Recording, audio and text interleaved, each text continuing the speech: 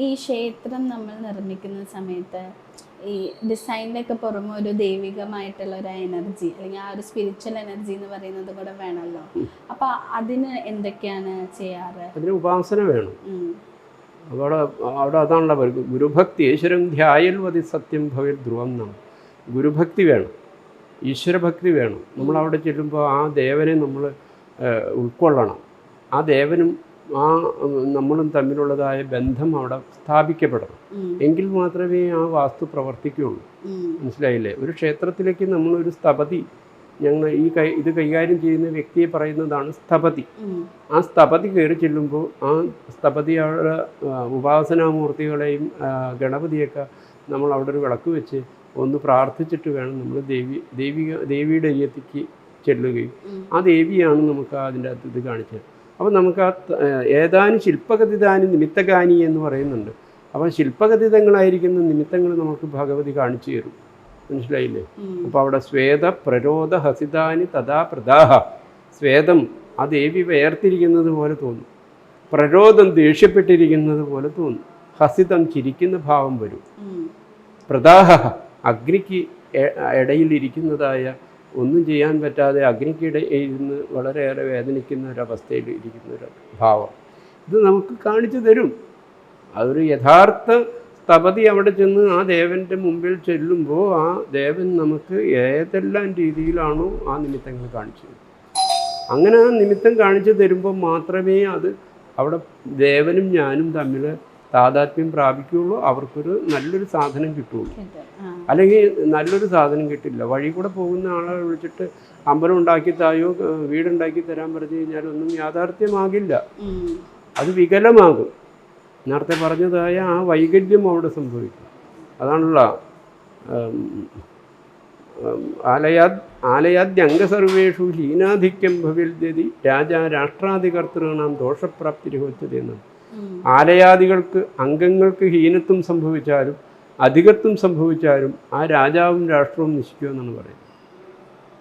രാജാവ് ആണ് ഒരു അമ്പലം ഉണ്ടാക്കുന്നതെന്നുണ്ടെങ്കിൽ ആ രാജാവ് നശിക്കും, ആ രാഷ്ട്രവും നശിക്കും.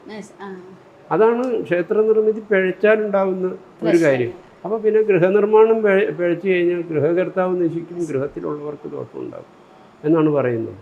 ഇപ്പോൾ ഈ പൊതുവെ ഇപ്പം പലപ്പോഴും പണ്ടൊക്കെ പറയുമ്പോൾ ക്ഷേത്രം എന്ന് പറയുമ്പോൾ നമ്മൾ പ്രാർത്ഥിക്കാൻ, ദൈവത്തിനെ കാണാന്നാണ്. ഇപ്പം പലപ്പോഴും ഭംഗി കൂട്ടാൻ, ഭംഗി വരണം എന്നൊക്കെ പറഞ്ഞിട്ട് പല ക്ഷേത്രങ്ങളും മോടി പിടിപ്പിക്കാൻ നോക്കാറുണ്ട്.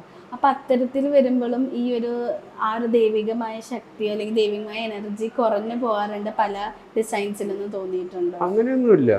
എത്രയോ ഭംഗി കൂട്ടാൻ പറ്റുമോ അത്രയും ഭംഗി കൂട്ടും. അത് ക്ഷേത്രമായാലും വീടിൻ്റെ ഉള്ളിലായാലും ഒക്കെ ഭംഗി എന്നുള്ളത് നിർമ്മാണം കൊണ്ടുള്ളൊരു ഭംഗിയാണ്. അത് ചെയ്തിരിക്കണം, എന്നാലേ അത് പൂർണ്ണത വരുള്ളൂ. ഒരു ബെഡ്റൂം, ഒരു ശയനമുറി, അത് ശയനമുറി എങ്ങനെയായിരിക്കണം എന്നുള്ളതിനെ കുറിച്ച് വാസ്തുശാസ്ത്രം പറയുന്നുണ്ട്. മനസ്സിലായില്ലേ? അതാണല്ലോ മനോഹര സ്ഥലേ ശയ്യ ബലഭേദാതിവർദ്ധിനി അസങ്കോഹമിതി ജ്ഞാത്വാ ശയ്യാഗേഹം മനോഹരം. എന്താണ് നിയമം പറയുന്നത്? മനസ്സിലായില്ലേ? മനോഹര സ്ഥലേ ശയ്യ, ഒരു ശയ്യാമുറി, ഒരു ബെഡ്റൂം എന്തായിരിക്കണം? മനോഹരമായിരിക്കണം. ബലമേധാതിവർദ്ധിനി, നമുക്ക് നഷ്ടപ്പെടുന്ന 2 ഊർജ്ജമുണ്ട്. ഒരു ദിവസം നമുക്ക് നഷ്ടപ്പെടുന്ന 2 ഊർജ്ജമുണ്ട്. എന്താണ് ആ 2 ഊർജ്ജം എന്ന് വെച്ച് കഴിഞ്ഞാൽ മാനസികോർജ്ജവും ശാരീരികോർജ്ജവും, മെൻ്റൽ പവറും ഫിസിക്കൽ പവർ. ഈ 2 പവറുകൾ നമ്മൾ രാത്രി ആകുമ്പോഴത്തേനും, നമ്മളൊരു 5 മണിയാകുമ്പോഴത്തേനും നമുക്കത് നഷ്ടപ്പെടും. പിന്നെ നമ്മൾ കിളയ്ക്കാൻ പോകുന്നവനാണെങ്കിൽ തൂമ്പയൊക്കെ കഴുകി വെച്ച് അവൻ വീട്ടിലേക്ക് പോകും. അല്ലാത്തവനാണെങ്കിൽ അതിൻ്റേതായ രീതിയിൽ അവൻ പോകും. നമ്മൾ നേരെ വീട്ടിലൊക്കെ ചെന്ന് കാറൊക്കെ ഓടിച്ച് അവിടെ വീട്ടിൽ ചെന്ന് ഒന്ന് കുളിച്ച് നമ്മൾ ബെഡ്റൂമിൽ ഒന്ന് ഇങ്ങനെ ശയിച്ച് കടന്നു കഴിയുമ്പോൾ നമുക്ക് ആ 2 എനർജിയും നമുക്ക് കിട്ടുകയാണ്. അതായത് ഫിസിക്കൽ എനർജിയും നമുക്ക് കിട്ടുകയാണ്, മെൻ്റൽ പവറും നമുക്ക് കിട്ടുകയാണ്. ഈ 2 സാധനവും ഊർജവും നമുക്ക് കിട്ടുന്ന ഇടമാണ് ബെഡ്റൂം. അതുകൊണ്ട് എന്താ പറയുന്നത്? അസങ്കോഹമിതി ജ്ഞാത്വാ ശയ്യാഗേഹം മനോഹരം. ഈ സത്യം നിങ്ങൾ മനസ്സിലാക്കിയിട്ട് ശയ്യാഗേഹം മനോഹരം, ശയ്യാഗൃഹത്തെ മനോഹരമാക്കി ചെയ്യണം. ഇതാണ് വാസ്തുശാസ്ത്രം അനുശാസിക്കുന്നത്. വീടുകൾ ഭോഷ് കൂട്ടരുത് എന്നൊന്നും പറഞ്ഞിട്ടില്ല. വീടുകൾ നമ്മൾക്ക് സാമ്പത്തികത്തിനനുസരിച്ച് നമുക്ക് നിർമ്മിക്കാം. പക്ഷേ ഇന്നത്തെ കാലഘട്ടത്തിൽ അത് വൈകൃതമായിരിക്കുന്ന കുറേ ഭോഷാണ് കാണിച്ചു കൂട്ടുന്നത്. അത് പാടില്ല.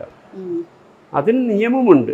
ആ നിയമങ്ങൾ അടിസ്ഥാനപ്പെടുത്തിയിട്ട് ഒരു കളർ അടിക്കുന്നതിന് വരെ നിയമമുണ്ട്. മനസ്സിലായില്ലേ? നമുക്ക് ഹൃദ്യമായ കളറുകളുണ്ട്.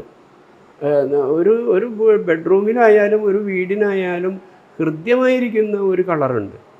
ഇപ്പോൾ ഓരോ പാലസുകൾ ഉണ്ടാക്കിയിട്ട് 10-500 വർഷം പഴക്കത്തിയിട്ടുള്ള പാലസുകളുണ്ട്.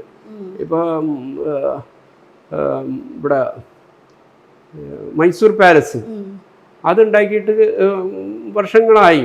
പക്ഷേ ഇന്നും നമുക്ക് ആ മൈസൂർ പാലസിൽ ചെന്ന് കഴിഞ്ഞാൽ ചുമന്ന കളറും കാര്യങ്ങളൊക്കെയാണ്. പക്ഷെ അതിനോട് നമുക്ക് ഇഷ്ടക്കുറവില്ല.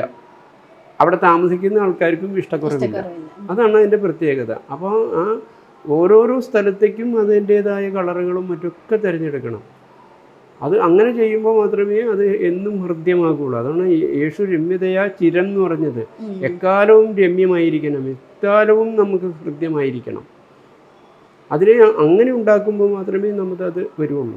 ഇന്നത്തെ കൺസ്ട്രക്ഷനൊക്കെ പ്രശ്നമാണ്.